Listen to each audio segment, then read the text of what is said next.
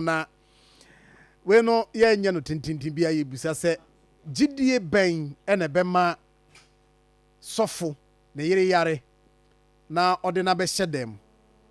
na wafiri mu mpo ya bona mane na wokoso aka se mu de munya abotre na obesore ne nansa so no wo pro ye frɛ no so munya abotre obesore afi on sorry ne nankasa na wo hwe wa pro ama ne flesh no honam no abeda ne nson papa mache ya akra bacho wo ye de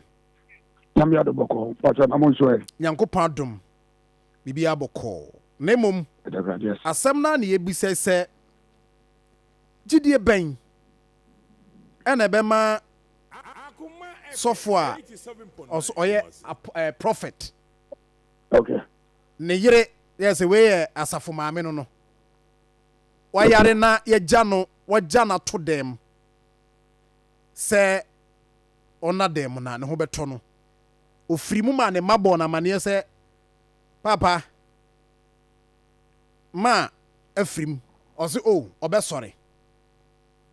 ne nansa opro ye frɛ no obesore afinie onsore ye wa pro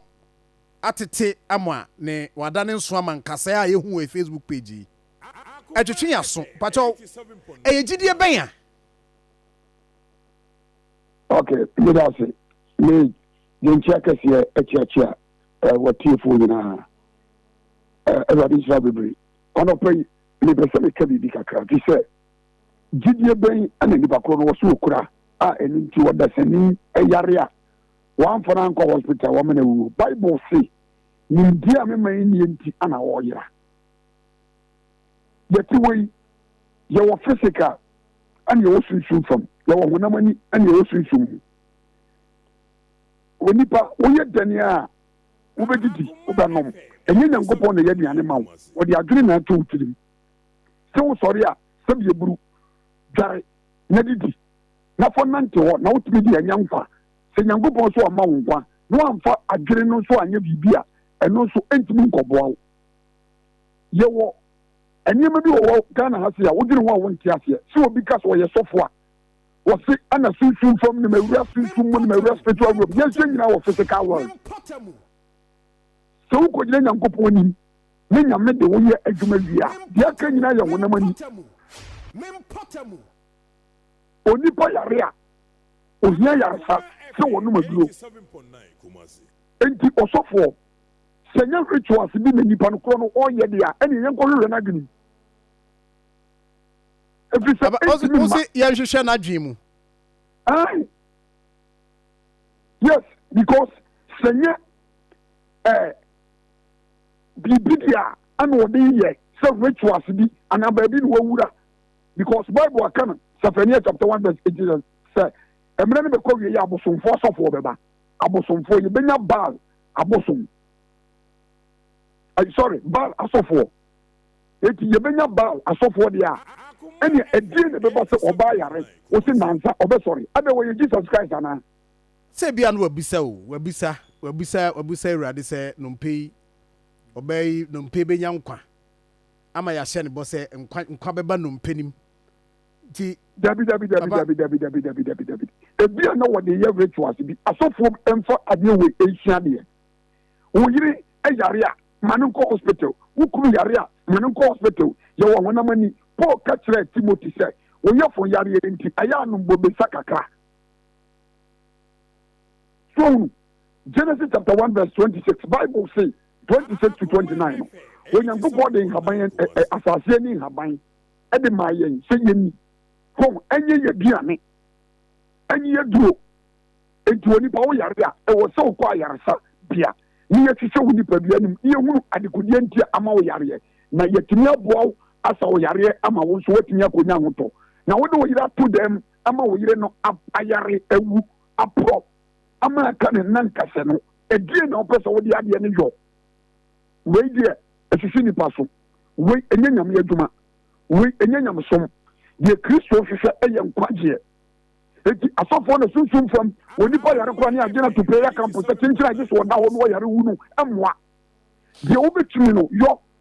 woyɛ ne kakra wie a gyaa no nama no nkɔ ayaresabea ne yɛmfɛ nnuo nsa no yareɛ na ɛmmoa no ne mu sɛ wode nipa to dɛm woma ka kyerɛ wo sɛ mama yare woawunu woame ayaresa bi a anyɛ adwuma mama wuo wɔ sɛ wɔbɛsɔre no mese ɛdeɛ na kyerɛ sɛ nipadua no bɛsɔre because sɛ wɔbɛsɔre ankasa kama bi anka wobɔ mpa yɛ maa no no nkɔsɔre wantumi wawu anka meɛmfa no na nka yɛnkɔkora no nkɔsie no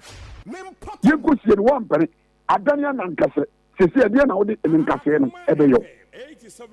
ɛnti papa wei no akɔba sei no ɔnya defense biara wɔ mmara anim sɛ na sɛ kɔɔto kora deɛ sunsum asɛm ne adeɛ nkɔka sɛ ayi nyame ɛna ka kyerɛ me sɛ mentwɛn na menhwɛ n'anim na ɔbɛyɛ nsɛnkyerɛnne nti wei deɛ ɛnyɛ ɔnya biribiara mfa nyina so mfa nyini ho ano mmara no ne bɛdi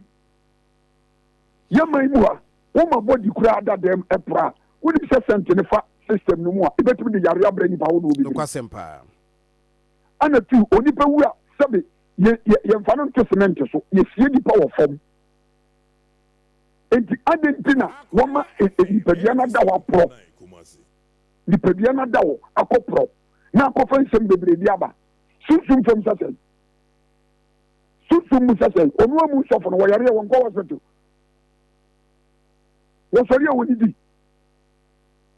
mekasa kyerɛ yɛ manfoɔ mefa wɔkwanya yi so akasa kyerɛ ɔman Ghana sɔfo adwuma a yɛyɛ na this time